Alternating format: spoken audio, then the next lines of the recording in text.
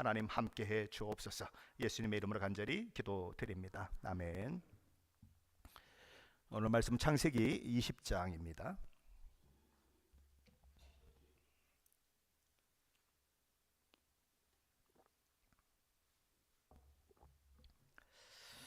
창세기 20장 오늘은 9절부터 12절까지 말씀인데, 앞에 화면을 보시면서 또는 우리 성경책을 보시면서 함께 봉독합니다. 아비멜렉이 아브라함을 불러서 그에게 이르되 내가 어찌하여 우리에게 이렇게 하느냐? 내가 무슨 죄를 내게 범하였기에 내가 나와 내 나라가 큰 죄에 빠질 뻔하게 하였느냐?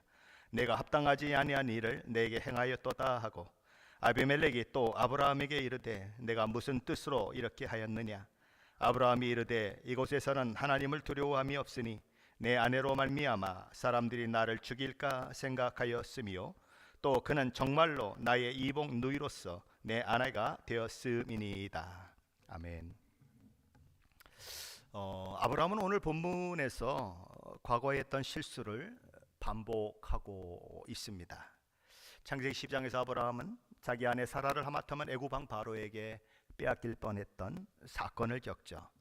아브라함은 자신의 아내가 너무 아름답다라고 생각을 하는 것입니다. 사람들이 탐을 내게 될 것이고 그로 인해서 자기를 죽이고 아내를 빼앗아 갈 것을 염려하고 근심했습니다. 두려워했습니다. 그렇다면 어떻게 이런 죽음의 위험으로부터 안전할 수 있을까 고민을 하다가 꺼내던 해결책이 우리 그럼 서로 남매지간이라고 하자라는 그런 것이었습니다. 그래서 둘은 서로 남매지간으로 이야기를 하자, 그렇게 얘기를 했죠.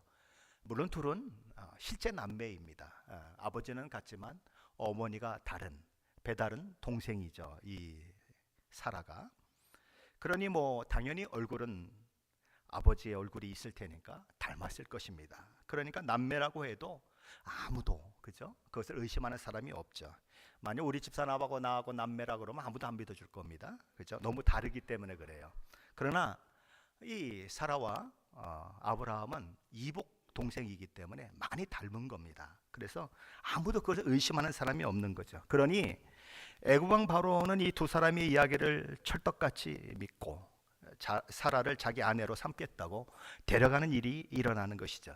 아브라함의 가정의 위기요, 하나님의 언약 성취에 있어서 문제가 발생될 수 있는 위기가 발생한 것입니다. 하지만 하나님이 특별히 이 사건 가운데 개입하시죠. 그래서 아브라함과 사라는 이 위기로부터 탈출하게 됩니다. 그런데 그런 실수를 했고 그 일 때문에 큰일 날 뻔했고 하나님의 언약까지도 위험에 처해지게 만들 뻔한 경험을 했다면 아브라함은 다시는 그런 실수를 반복하지 말아야 할 것 같은데, 오늘 보면 그 실수를 또 반복하고 있다는 것입니다. 처음 예수 믿을 때야 예수님 잘 알지 못하고, 그렇죠, 하나님 잘 알지 못하니까 그러려니 하겠지만 지금은 이미 그 시절부터 약 25년의 세월이 지난 후인 것입니다. 그동안에 어떤 일이 있었습니까? 하나님이 얼마나 아브라함을 많이 찾아오셨습니까? 그에게 주신 언약의 말씀을 얼마나 많이 상기시켜 주셨습니까? 아브라함의 이름이 아브라함으로 바뀌고 사라의 이름이 사라로 바뀌는 일들이 있었지 않았습니까? 그리고 그들이 언약 백성 된 표시로 할례를 행하는 일도 있었습니다. 네 연합군의 왕들이 연합을 해서 5 연합군을 치는 과정 가운데 소돔과 고모라가 같이 전쟁 가운데 휘둘리게 되고 그곳에 살고 있었던 롯이 함께 서로 잡혀가는 일들이 일어나고 모든 이 재물들이 탈취되는 일이 일어나자 이 아브라함은 자기에게 질린 그런 군사들과 햇사람 마므레의 형제들과 연합해서 그 빼앗아간 5 왕들의 연합군을 쫓아가 그들을 물리치고 그 모든 것들을 구해내는 그런 놀라운 일들도 있었습니다. 어떻게 그 작은 인원으로 4 왕들이 다스리는 그런 연합군을 물리칠 수 있었을까요? 하나님의 은혜가 아니겠습니까? 그런 은혜를 이 아브라함은 경험한 거죠. 그리고 소돔과 고모라의 멸망 때는 어떻게 했습니까? 그 소식을 듣고 그는 하나님 앞에 엎드리지 않습니까? 두렵고 떨림으로 중보 기도를 하며 소돔과 고모라의 멸망을 막아보려고 얼마나 애를 썼습니까? 그게 아무나 하는 일입니까? 하나님 앞에서 그런 기도를 아무나 드립니까? 그가 얼마나 하나님을 믿는 믿음에 있어서 처음과는 완전히 달라진 모습으로 성장해 있는 것을 우리는 보게 되는 것입니다. 그가 하나님의 은혜를 경험한 사건을 손가락으로 셀 수 없을 만큼 너무 많다는 것을 우리는 알게 되는 것입니다. 하지만 이제 막 하나님의 부르심 가운데 있을 때 했던 실수를 무려 약 25년이 지난 지금에도 여전히 아브라함이 반복하고 있다는 것은 그야말로 충격이 아닐 수 없는 것입니다. 그만큼 클 만큼 컸는데 그러고 있다는 거죠. 창세기 20장 1절 2절 말씀 한번 좀 보십시다. 1절 2절입니다. 아브라함이 거기서 네게부 땅으로 옮겨가 가데스와 술 사이에 그랄에 거류하며 그의 아내 사라를 자기 누이라 하였으므로 그랄 왕 아비멜렉이 사람을 보내어 사라를 데려갔더라. 어떤 위기냐 하는 것입니다. 소돔과 고모라의 이 참혹한 결과를 멀리서 바라보게 되었던 아브라함은 더 이상 그 도시들이 훤히 내려다 보이는 그 산지에 살기를 원하지 않았습니다. 그 도시를 바라볼 때마다 슬픔과 고통이 밀려왔기 때문이죠. 그는 지금 롯과 그의 가정 식구들이 어찌 되었는지 도무지 알지 못하는 상황 가운데 있습니다. 롯의 아내는 소금 기둥이 되었습니다. 롯은 어두운 굴 속에 들어가 살고 있습니다. 그 사이에 두 딸들 사이에서 모압과 암몬 족속의 조상이 되는 아들들이 태어났습니다. 사실 아브라함은 모르는 일입니다. 그는 이 하나님의 심판이 임함으로 인해서 소돔과 고모라가 멸망을 당했고 그 과정에서 롯과 그의 가정 모두가 다 멸망당했을 것이라고 생각을 하고 있는 것이죠. 그래서 그는 그 고통과 슬픔의 현장이 내려다 보이는 것을 피해서 남쪽 그랄로 이주하게 되는 것입니다. 이주할 만한 조건이 아무것도 없어요. 가질 만큼 가졌고 권세를 누릴 만큼 누리지 않습니까? 아니, 어느 사람이 내 왕의 연합군과 싸움을 싸워서 이길 만한 사람이 누가 있겠습니까? 그는 그 가나안 지역에서 아주 유명한 사람이 되어 있어요. 대단한 사람이 되어 있는 것입니다. 근데 그랄로 가는 것입니다. 왜 갔겠습니까? 갈 이유가 전혀 없는 것이죠. 그러나 훤히 멸망한 소돔과 고모라를 바라보며 쓸쓸함이 밀려오는 것이죠. 슬픔이 밀려오는 것입니다. 자기의 사랑하는 조카 롯은 어떻게 되었을까? 그는 그 도시의 멸망을 바라보며 주체할 수 없는 눈물을 흘리는 거죠. 그리고는 결국은 그랄로 이주하기로 결정하는 것입니다. 이 그랄에는 강력한 왕권을 행사하고 있는 아비멜렉이라고 하는 왕이 있었습니다. 아비멜렉은 왕의 이름이 아니라 왕을 지칭하는 표현입니다. 애굽의 왕을 가리켜서 바로다 이렇게 얘기하죠. 그래서 바로 느고가 이런 얘기를 하죠. 바로라고 하는 이 애굽의 왕인데 그 사람의 이름이 느고다 이렇게 얘기하는 거죠. 로마의 왕을 가리켜서 시저라고 얘기하죠. 그와 같은 이치인 것입니다. 그런데 아브라함은 그랄 땅으로 이주하면서 아비멜렉이나 혹은 그의 부하 중 한 명에 의해 사라를 빼앗기고 자기를 죽일 수도 있다는 두려움 때문에 전에 했던 실수와 잘못을 다시 반복하게 되는 것입니다. 오래전에 당신과 나 사이에 약속한 것 기억하지? 우리는 누가 물으면 남매 사이라고 대답하는 거야. 알았어? 그래서 만나는 사람마다 아브라함은 자신을 사라의 오빠로 소개하는 것입니다. 사라는 자신을 아브라함의 여동생으로 소개하는 것입니다. 이런 아브라함과 사라의 태도와 자세는 그랄 왕 아비멜렉에게 그가 사라를 그의 아내로 취해도 된다는 호용 사인과 같이 작동을 하게 되는 것입니다. 그래서 아비멜렉은 사라를 아내로 취하겠다고 데려가는 일이 있게 되는 것입니다. 사라가 127세에 죽었습니다. 그렇죠? 지금 이 사라의 나이는 거의 90세 가까이 되었습니다. 90세 할머니인데 이런 생각하십니까? 127세를 갖다가 90세에 죽은 걸 계산해 가지고 오늘날 나이로 생각하면 60대 초반입니다. 결혼했는데 아기도 낳지 않은 사람이 60대 초반 정도 되고 잘 가꾼 사람이라면 탐낼 만한 여인이죠. 이런 건 아멘 안 해도 됩니다. 왜냐하면 이런 의견들을 얘기하는 사람들이 있기 때문에 이런 얘기를 하는 것입니다. 바로 그 사라가 그래서 아비멜렉에 의해서 아내로 취함받게 되는 이런 일들이 있게 되는 것이죠. 지금이 언제입니까? 어느 때입니까?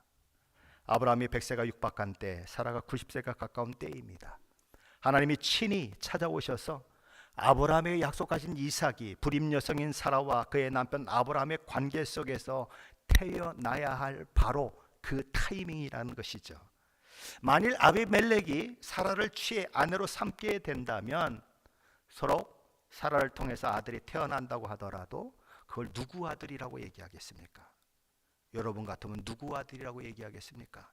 그 사람을 아브라함의 아들이라고 이야기할 수 있겠습니까? 누구나 다 아비멜렉의 아들이라고 이야기할 것입니다. 만일 임신했다고 하더라도. 그러니까 결국 하나님께서 특별히 나오셔서 아브라함에게도 약속을 전달하시고 사라에게도 약속을 전달하시고 그들이 잘 믿지 못해서 웃어서 하나님이 왜 웃냐? 네 아들 이름이 네가 웃었기 때문에 이삭이 될 거다. 네 헛웃음이 진짜 웃음이 되게 될 것이다. 그래서 이삭이라고 이름을 지어줬는데 이렇게 되면 어떻게 됩니까? 하나님의 언약이 막 엉망진창이 되어버리는 거예요. 그렇지 않아도 그냥 뭐 어쩌고 저쩌고 시비 거는 사람들 많고 성경이 틀렸네 하는 사람 많고 그러는데 아비멜렉의 집에 들어가서 아내가 되었는데 거기서 아들이 태어났는데 그걸 이삭이라고 우리가 성경에 기록되어 있다고 그러면 그거 몇 명이나 믿겠습니까? 그렇죠? 이 참 어려운 일이 일어나는 거예요. 하나님의 언약까지도 파기될 위기가 만들어지는 것입니다. 그 일을 한 장본인이 누구라는 것입니까? 사탄이 회방할 기회를 얻게 만든 장본인이 누구라는 것입니까? 아브라함과 사라라는 거죠. 두려움과 염려는 믿음을 몰아냅니다. 하지만 믿음은 두려움과 염려를 몰아냅니다. 아브라함과 사라는 두려움과 염려 때문에 믿음으로 행동하지 못했고 그로 인해서 25년 전에 했던 그 죄를 반복하고 있는 것입니다. 그 다음에 이런 죄의 반복을 어떻게 하면 중지시킬 수 있을까요? 방법은 옛 죄를 단호하게 처리하는 것입니다. 그런 죄와 피 흘리기까지 싸우고 또 싸우는 것입니다. 하지만 아브라함과 사라는 옛 삶의 방식을 버리지 못했습니다. 과거의 실패와 실수를 오늘의 성공과 승리로 만들어내지 못했습니다. 자신을 두렵게 하고 근심하게 만드는 세상이 아니라 자신의 구원자요 도우미시요 보호자가 되시는 하나님을 바라보는데 또 실패하는 것입니다. 그리고 그런 반복된 실패와 실수는 또 한 번 아브라함과 맺은 하나님의 언약이 손상될 만한 위기를 만들어내는 것입니다.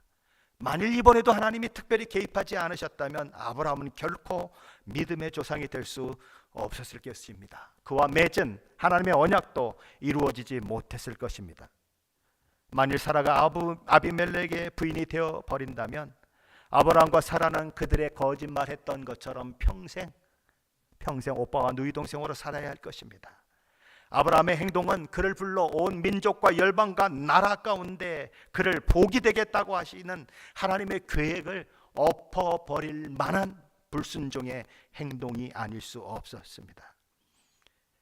애굽에서 쓰라린 경험을 했다면 그때 아브라함은 사라와 마주 앉아서 얘기를 했어야 합니다. 뭐라고 얘기를 했어야 합니까? 여보, 우리가 믿음이 없어서 서로 오빠라고 그러고 누이 동생이라고 하자고 했는데 이게 문제가 됐지 않았냐? 이런 아주 엄청난 결과를 만들어냈지 않았냐? 그러니 우리 이제 이 일 그만하자. 이제 우리 그냥 죽어도 누가 죽인다고 해도 당신과 나는 남편과 아내라고 얘기하고 다니자. 그죠? 그래야 맞는 거 아니에요?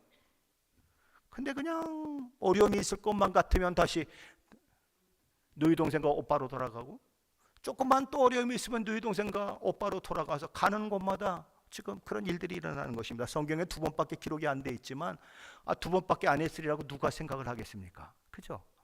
지금 25년이 지난 이 상태에서도 그런 모습을 보이고 있는데 그냥 합의된 내용을 두려움이 있을 때마다 다시 꺼내든다는 거예요. 그래서 다시 남매가 되자. 그러니 그런 일들이 남매가 되는 일들이 반복되고 이런 어처구니 없는 사건도 또 반복되는 것입니다. 여러분은 이런 아브라함의 반복되는 실수를 바라보면서 어떤 생각이 드십니까? 그것이 아브라함에게 있는 것, 아브라함에게 발생하는 그런 일이라고 생각이 드십니까? 저와 여러분은 전혀 상관이 없다고 생각하십니까? 이런 일은 아브라함에게 일어나는 일이 아닙니다. 저와 여러분에게도 일어나는 일입니다. 반복적으로 일어나는 일이에요. 과거에 그런 잘못을 했다면 깨닫고 안 해야 되는데 또 그런 일을 하고 있는 저와 여러분을 발견하는 것, 그건 얼마든지 발견될 수 있는 일인 것입니다. 타협하고 끊어내지 않으면 반복되는 실수와 실패는 저와 여러분의 것이 될 수밖에 없다는 것을 우리는 기억해야 합니다. 아브라함과 사라의 실수와 실패의 원인은 하나님에 대한 믿음의 결핍 때문입니다. 그는 새롭고 낯선 환경에서도 하나님이 그의 보호자가 되심을 믿지 못했습니다. 두려움의 자리에서 하나님을 바라보는데 실패했습니다. 하나님이 누구신지를 잊어버리면, 하나님이 어떤 분이신 줄을 잊어버리면 누구나 아브라함 같이 될 수 있습니다. 하나님이 작아 보이면 세상은 커 보이는 법입니다. 그것은 마치 놀이터에 아이들이 놀고 있는 시소놀이와 같아요. 그 원리와 똑같은 것입니다. 시소는 이쪽이 무거워지면 저쪽은 위로 올라가게 되어 있습니다. 반대로 이쪽이 무거워지면 이쪽은 올라가게 되어 있습니다. 그거가 똑같다는 거예요. 하나님이 커지면 세상은 작아지는 것입니다. 그러나 하나님이 작아지면 세상은 점점 커지는 거예요. 하나님께 무게 중심을 두면 세상은 상대적으로 여러 가지 상황이 있고 여러 가지 처지가 있고 여러 가지 많은 일들을 만나지만 별거 아니다라는 생각을 하게 된다는 거죠. 그런데 하나님이 작아지면 남들은 그것보다 10배, 20배 더 큰 고난도, 역경도 다 넘어서는데 20분의 1밖에 안 되고 10분의 1밖에 안 되는데 펑펑 넘어지는 거예요. 왜 넘어집니까? 아니 왜 20분의 1밖에 안 되고 10분의 1밖에 안 되는데 왜 넘어집니까? 하나님을 신뢰하는데 실패하면 그렇다는 거예요. 세상이 너무 커 보이기 때문에 그래요. 내가 지금 당하는 모든 환경과 처지가 너무 크게 보이는 거예요. 하나님은 요만큼밖에 안 보이고. 그게 누구였습니까? 가데스 바네아에서 12명의 정탐꾼이 보내졌을 때 10명의 사람들이 그랬죠. 하나님이 작게 보였던 10명은 뭐라고 얘기합니까? 그들은 거인이다. 우리는 메뚜기다. 하나님이 크게 보였던 두 사람은 뭐라고 얘기합니까? 그들은 우리의 밥이다. 뭐가 차이예요? 뭐 가나안 사람들이 갑자기 거인이 됐다가 난쟁이가 됐다 그럽니까? 가나안 성이 갑자기 뭐 고층 건물이 됐다가 뭐 1층 건물이 됐다 그럽니까? 아니에요. 상황은 똑같아요. 근데 왜 어떤 사람은 자기를 메뚜기라고 하고 어떤 사람은 저들이 우리의 밥이라고 얘기하느냐 말이에요. 뭐 때문에 그런 차이가 있느냐는 거예요. 하나님이 커지면 저들이 밥이 되는 것이고 하나님이 작아지면 내가 메뚜기가 되는 거예요. 메뚜기 콤플렉스 가지지 마십시오. 하나님 저와 여러분이 생각하는 것만큼 작은 분이 아니세요. 하나님은 너무 크신 분이세요. 우리는 그래서 하나님을 바라보아야 하는 것입니다. 하나님을 바라보는데 실패하고 세상과 세상 사람들을 바라보았을 때 아브라함과 사라에게 어떤 일이 일어납니까? 세상 사람들을 과도하게 평가하기도 하고 지나치게 두려워하는 결과가 나타나는 것입니다. 그들은 그술 지역 아비멜렉 왕과 그의 신하들과 백성들에 대해 어떻게 생각을 했을까요? 창세기 20장 11절 말씀인데 한번 함께 읽어봅니다. 11절입니다. 아브라함이 이르되 이곳에서는 하나님을 두려워함이 없으니 내 아내로 말미암아 사람들이 나를 죽일까 생각하였으며. 아브라함은 그랄 지역에 있는 모든 사람들이 왕으로부터 백성에게 이르기까지 하나님을 두려워하지 않는다라고 생각을 했습니다. 그리고 그들은 아내인 사라를 빼앗고도 남을 사람들이고 아내를 빼앗기 위해서 자신을 죽이고도 남을 사람들이라고 생각했습니다. 그럼 마치 이렇게 생각하는 것 같아요. 세상 어디에도 나같이 하나님을 경외하는 사람은 없지. 이 모든 세상 사람들은 하나님을 경외하지 않는 사람들이고 하나님을 두려워하지 않는 사람들이지.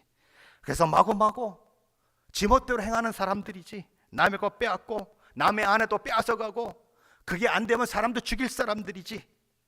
그렇게 생각했다는 거예요. 마치 자신만이 믿음을 가진 사람처럼, 자신만이 하나님을 경외하는 사람처럼, 엄청난 도덕적 양심을 가진 사람처럼 생각하고 있다는 거죠. 그리고 주변에 있는 사람들은 야만인인 것처럼 바라보고 있다는 거죠. 아브라함의 이런 평가는 바른 평가였을까요? 우리는 창세기 20장의 내용을 통해 아브라함의 이런 생각이 전혀 근거 없는 생각이요, 자기 편견에서 온 평가라고 하는 것을 확인하게 되는 것입니다. 이런 아브라함의 생각과 그가 생각하는 그랄 백성과 그가 생각하는 그랄 왕 아비멜렉에 대한 이런 평가들은 사실은 명예훼손이에요. 왜냐하면 그런 사람들은 전혀 아브라함이 생각할 만큼 그렇게 악한 사람들 아니고 대단한 분별력과 도덕적인 그런 마음들을 가지고 있는 사람들이기 때문이에요. 남의 아내 된 여자를 완력으로 빼앗을 만한 그런 불량배적인 기질을 전혀 가지고 있지 않는 사람들이에요. 차원이 다른 사람들이었어요. 한번 확인해 볼까요? 창세기 20장 3절 5절 말씀입니다. 함께 읽어봅니다. 그 밤에 하나님이 아비멜렉에게 현망하시고 그에게 이르시되 내가 데려간 이 여인으로 말미암아 내가 죽으리니 그는 남편이 있는 여자임이라. 아비멜렉이 그 여인을 가까이 하지 아니하였으므로 그가 대답하되 주여 주께서 의로운 백성도 멸하시나이까? 그가 나에게 이는 내 누이라고 하지 아니하였나이까? 그 여인도 그는 내 오라비라 하였사오니 나는 온전한 마음과 깨끗한 손으로 이렇게 하였나이다. 하나님이 그 밤에 그의 꿈에 나타났다는 것입니다. 넌 죽어야 한다. 왜냐하면 네가 데려온 여인은 남의 아내된 여인이기 때문이다. 유부녀다. 그러자 아비멜렉이 너무 억울하다며 하나님께 하소연하는 것입니다. 그는 뭐라고 얘기합니까? 하나님 말씀대로 사라가 유부녀라고 해도 나는 죄인이 아직 아닙니다. 왜냐하면 그에게 손도 댄 적 없습니다. 두 번째로 그는 뭐라고 얘기합니까? 자신들이 행한 일에는 불의함이 없습니다. 자신들이 그런데도 자신들을 벌한다고 하나님이 말씀하시면 그거는 하나님이 잘못 행하시는 것이다 라고 그는 호소하는 것입니다. 세 번째로 자신이 사라를 데려온 것은 아브라함도 물어보면 너희 동생이라고 얘기하고 사라도 물어보면 아브라함이 오빠라고 얘기했기 때문에 내가 데려온 것입니다. 내가 뭘 잘못했습니까? 나는 온전한 마음과 깨끗한 손으로 이렇게 했습니다 라고 자기 무죄를 주장하는 것입니다. 그럼 아브라함이 이 아비멜렉의 이런 주장에 대해서 하나님은 뭐라고 얘기하셨을까요? 6절입니다. 같이 한번 읽어보죠. 하나님이 꿈에 또 그에게 이르시되 내가 온전한 마음으로 이렇게 한 줄을 나도 알았으므로 너를 막아 내게 범죄하지 아니하게 하였나니 여인에게 가까이 하지 못하게 함이 이 때문이니라. 하나님이 그에게 거짓말을 한다고 하십니까? 하나님이 그를 꾸짖으셨습니까? 아니에요. 나도 내가 온전한 마음으로 이렇게 한 것을 안다. 내가 주장하는 것이 다 옳다는 것을 내가 안다. 그래서 내가 너에게 범죄하지 말게 하려고 이렇게 막아선 것이다 라고 하나님이 지금 말씀하고 있는 거예요. 하나님도 인정해 주는 사람이었다는 것입니다. 근데 아브라함은 뭐라고 생각했습니까? 요 놈들은 아주 악한 놈들이기 때문에 내 아내도 뺏어갈 놈들이고 나도 죽일 놈들이다. 그렇게 봤다는 거예요.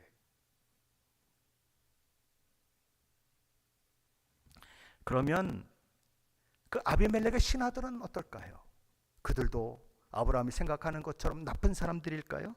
우리 8절입니다. 한번 같이 보죠. 아비멜렉이 그날 아침에 일찍 일어나 모든 종들을 불러 그 모든 일을 말하여 들려주니 그들이 심히 두려워하였더라. 이 아비멜렉의 말을 들은 신하들의 반응이 어땠다고 여기 기록되고 있습니까? 심히 두려워하였다 이렇게 기록하고 있습니다. 그들 역시 왕인 아비멜렉 못지않게 그런 말씀을 주신 하나님의 말씀 앞에 두렵고 떨림으로 서는 그런 사람들이었다라는 것입니다. 아비멜렉과 그의 신하들은 아브라함이나 사라가 생각하는 것처럼 그렇게 형편없는 사람들이 아니었습니다. 오히려 남편을 오빠라고 하고 아내를 누이 동생이라고 속인 아브라함과 사라보다 도덕적으로 더 나으면 더 나았지 결코 뒤지지 않는 사람들이었습니다. 아브라함이 이전에 했던 생각은 다 아브라함이 가진 하나님에 대한 믿음의 결핍에서 온 그릇된 편견에 불과했습니다. 하나님을 바로 바라볼 수 없는 눈을 가진 아브라함은 다른 사람을 바로 볼 수 있는 시각도 잃어버린 것이죠. 어떤 면에서 그것은 아브라함의 교만에서 비롯된 행동입니다.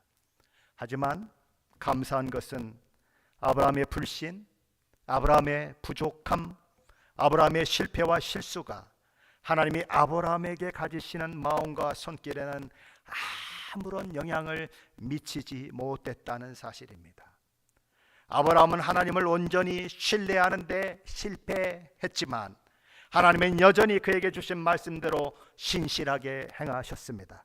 아브라함은 믿음에 있어서 부족하고 부족했지만 하나님께서 그를 마치 믿음의 부요한 자처럼 대우하셨습니다.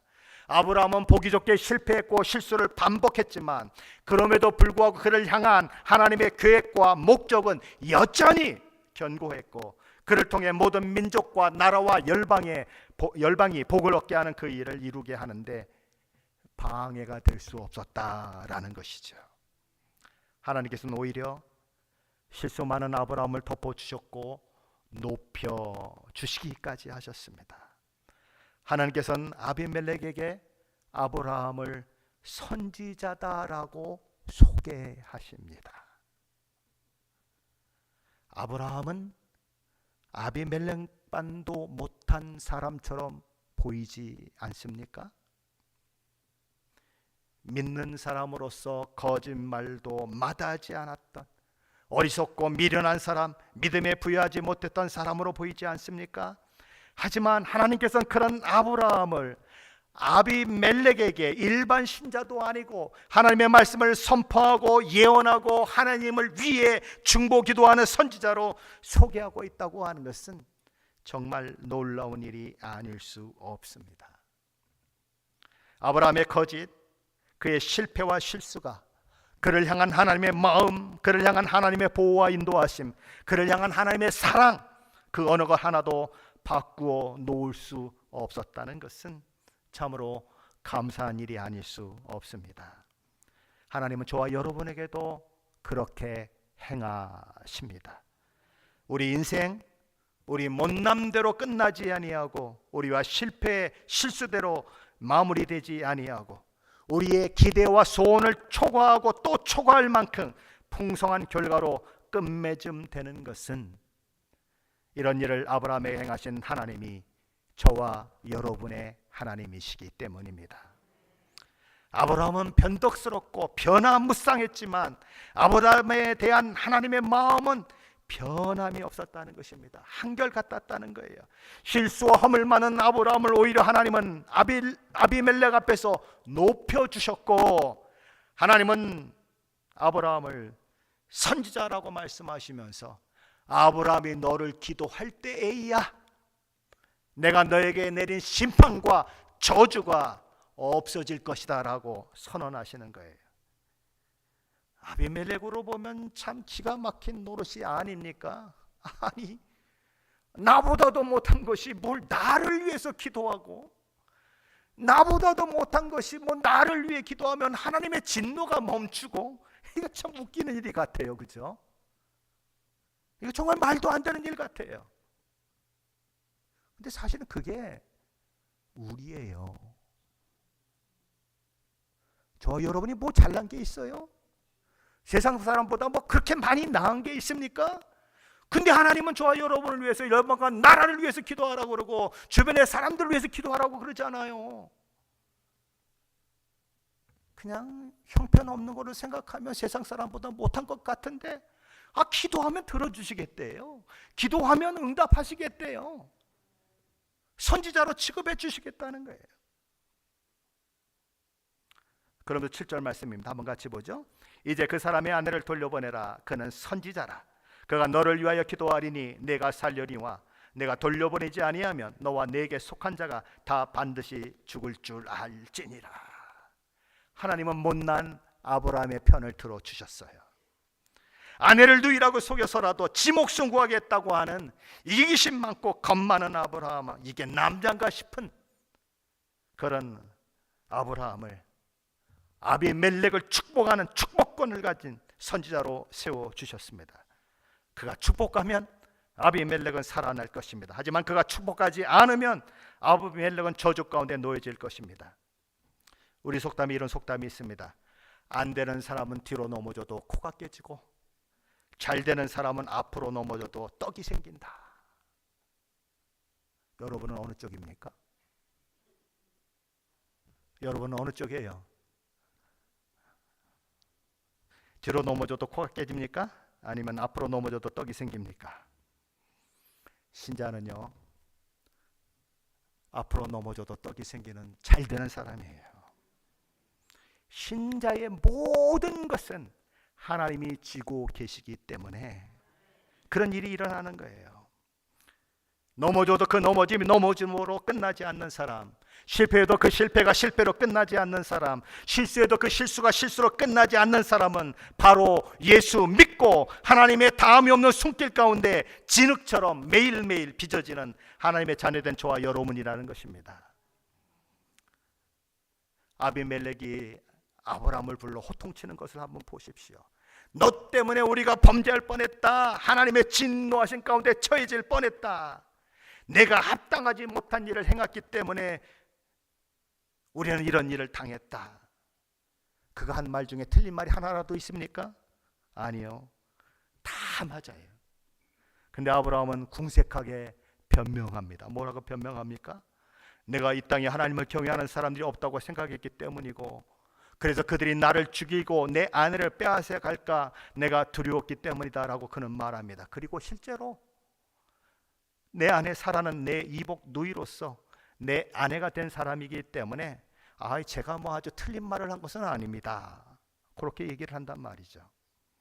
그러면서 이렇게 얘기합니다. 하나님께서 나를 본토 친척 아비집을 떠나러 갈 때부터 나는 내 아내에게 어디를 가든지 그대는 나를 오빠라 불러서 나를 죽음을 면하게 하는 것이 그대가 나에게 은혜를 베푸는 것이라고 이야기를 했고, 그 일로 말미암아 이런 일이 발생한 것입니다 라고 아브라함은 이야기합니다. 저와 여러분이 아비멜렉이라면 아브라함이 했던 이런 이야기를 듣고 어떻게 반응해야 할까요? 지금 이게 아브라함이 제정신을 가지고 정말 사람다운 얘기를 하는 거 있는 것으로 보입니까? 저는 이렇게 하는 게 더 맞다고 생각합니다. 아유, 아비멜렉 왕이여, 죄송합니다. 내가 너무 두려워서 나도 모르게 거짓말을 했습니다. 내가 어떻게 용서를 구해야 할까요? 어떻게 당신의 명예를 더럽힌 것을 내가 어떻게 용서받아야 할까요? 내가 무슨 벌이든지 다 받겠습니다. 내가 정말 잘못했습니다. 이래야 맞지 않아요? 이게 크리스찬의 모습 아니에요? 근데 아브라함은 그냥 엉뚱한 얘기만 하고 앉았고, 잘못됐다는 소리는 요만큼도 하지 않고 그러고 있는 거예요. 근데 아비멜렉이 신기하게 따지질 않아요. 대신 사라를 돌려보내겠다 얘기하고 양과 소와 종들을 선물해주고 1000개나 되는 은을 지어주기까지 했습니다. 은 1000개는 당시 장정이 하루 품삯이 은 2분의 1이었대요. 그러면 장정이 167년 동안 일해서 벌을 수 있는 돈이래요. 뭐 그냥 아브라함은 제대로 용서도 구하지 않는데 어마어마한 선물을 지어줘서 아브라함을 또 그리고 사라를 돌려보내는 이 아비멜렉, 도대체 왜 그럴까요? 그는 꿈속에서 만난 여호와 하나님이 너무나 두려웠기 때문에 그 일을 하고 있는 것이지요. 아비멜렉 입장에서는 너무 억울할 만도 한데 자기 잘못보다는 아브라함과 사라의 잘못으로 인한 일임에도 불구하고 그는 엄청난 재물까지 내어놓으며 마치 자신이 모든 잘못을 하기도 한 것처럼 행동하고 있는 모습은 신자인 아브라함보다도 너무나 멋져 보이고 오늘 신자된 우리보다도 너무나 아름다워 보이지 않습니까? 걸핏하면 교회가 교회를, 성도가 성도를 비난하고 깎아내리고 너무 소심해서 째째게까지 보이고 용서하는 탐을 싼 사람처럼 행동하는 현대교회, 현대 성도들에 비하면 아비멜렉이 훨씬 나아 보이는 것은 아마 저만의 생각은 아닐 것입니다. 하나님께서 아비멜렉을 통해 우리에게 말씀하고 계시는 거예요. 너희가 누구냐? 어떤 사람들이냐? 그리고 지금 어떻게 살고 있느냐? 아브라함의 모든 문제는 해결됐어요. 그가 해결했습니까? 아니요. 하나님이 해결하셨어요. 그가 잘했습니까? 그가 잘난 행동을 했습니까?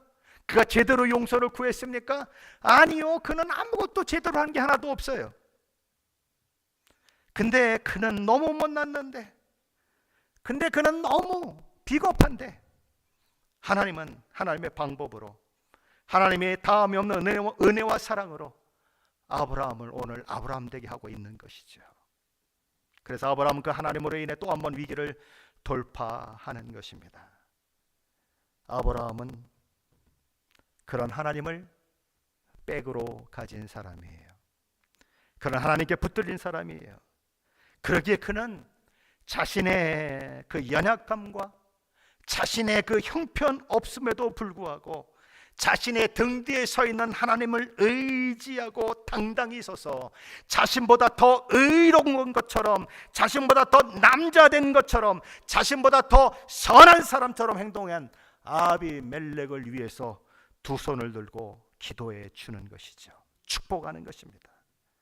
못난 놈이 잘난 놈에게 축복하는 것입니다. 덜 멋진 놈이 더 멋진 놈에게 축복하는 거예요. 하나님이 그런 반전을 아브라함에게 주시는 것입니다. 그러면 그의 기도는 어떤 결과를 가져왔을까요? 17절로 18절 말씀인데 함께 읽어봅니다.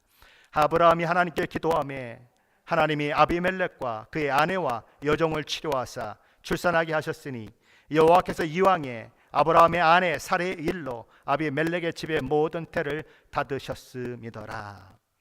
하나님께서는 아브라함을 이방인 아비멜렉과 그의 신하들과 백성들 앞에 높여주시기로 작정하셨습니다. 그의 기도로 말미암아 하나님이 내리신 진노와 저주를 풀어지게 하심으로 아비멜렉의 집과 나라는 비로소 하나님의 진노와 저주로부터 자유롭게 되었습니다. 이로써 아브라함은 잘못하고도 상을 얻는 사람이 되었습니다. 실수하고도 성공하는 사람이 되었습니다. 실패하고도 승리하는 사람이 되었습니다. 하나님께서 그에게 과분한 은혜를 베풀어 주신 결과요, 넘치는 용서를 베풀어 주신 결과입니다. 못난 그의 기도가 하나님의 저주를, 하나님의 심판을 거두게 만들었습니다. 그렇게 하나님은 아브라함을 놓지 않으시고 붙드시고 그를 세워주셨습니다. 하나님은 그의 허물을 덮으셨고 그를 들어 위대한 하나님의 사람이 되도록 매일매일 그를 만들어 가시지요. 그리고 종국엔 그를 위대한 믿음의 사람으로 만들어 내시고야 마는 것입니다. 그것이 하나님의 일하심입니다. 그리고 그 하나님이 저와 여러분의 하나님이시고 저와 여러분의 아버지이십니다. 사도 바울은 로마서 11장 29절에서 하나님의 은사와 부르심에는 후회하심이 없다라고 이야기합니다. 사랑하는 성도 여러분, 여러분은 여러분 자신이 봐도 어떨 때는 한심하게 느껴질 때가 있습니다. 저는 아침에 거울 앞에 서면 가끔 이런 얘기를 합니다. 야 이놈아, 너 옛날에 그렇게 못난 놈이었어. 내가 내 거울 보고 손가락질하며 얘기합니다. 너 옛날에 그렇게 못난 놈이었어. 이상하게 자꾸 과거에 못난 짓 한 것만 자꾸 생각이 나요. 그래서 자꾸 나한테 얘기합니다. 너 옛날에 그렇게 못난 놈이었어. 너 오늘 네가 이렇게 돼 있는 게 누구 탓인 줄 알아? 그 하나님이 하신 거야.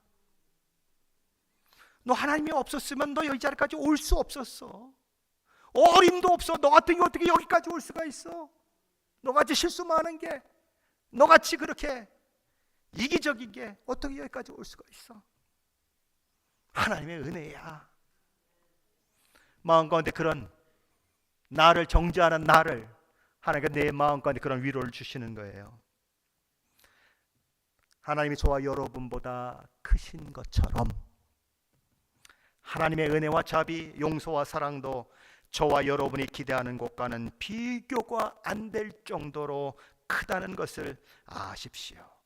그리고 오늘의 실수, 오늘의 실패에 좌절하지 마시고 다시 일어나서 주님을 붙들고 다시 믿음의 길을 걸어가시는 저와 여러분 되시기를 예수 그리스도의 이름으로 간절히 축원합니다. 기도하십시다. 주님, 믿음의 사람 아브라함도 껍데기를 벗겨놓고 보면 별거 아닙니다. 그가 위대한 것이 아니라 하나님이 위대하십니다. 하나님, 우리는 그걸 놓치지 않게 하옵소서.